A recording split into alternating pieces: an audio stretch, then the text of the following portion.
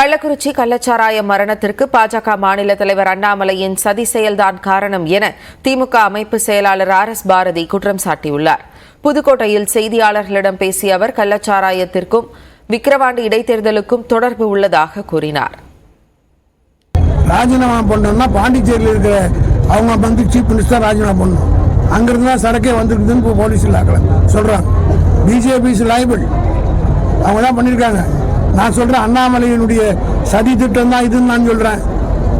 அவங்க கட்சி ஆடுற மாநிலத்திலிருந்து வந்திருக்குதுன்னா விக்கிரவாண்டி தேர்தலுக்கு இதே ஒரு சம்பந்தம் இருக்கு.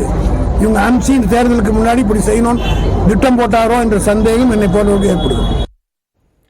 தூத்துக்குடி மாவட்டம் முக்காணி அருகே அதிவேகமாக சென்ற கார் மோதியதில் சாலையோரத்தில் தண்ணீர் பிடித்துக் கொண்டிருந்த 3 பெண்கள் சம்பவ இடத்திலேயே உயிரிழந்த சம்பவம் அதிர்ச்சியை ஏற்படுத்தியுள்ளது.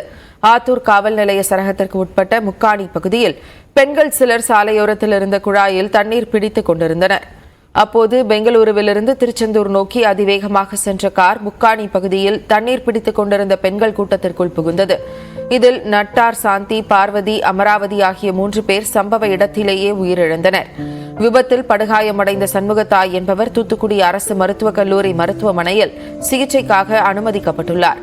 இறந்தவர்களின் உடல்கள் தூத்துக்குடி அரசு மருத்துவக் கல்லூரி மருத்துவமனையில் வைக்கப்பட்டுள்ளன.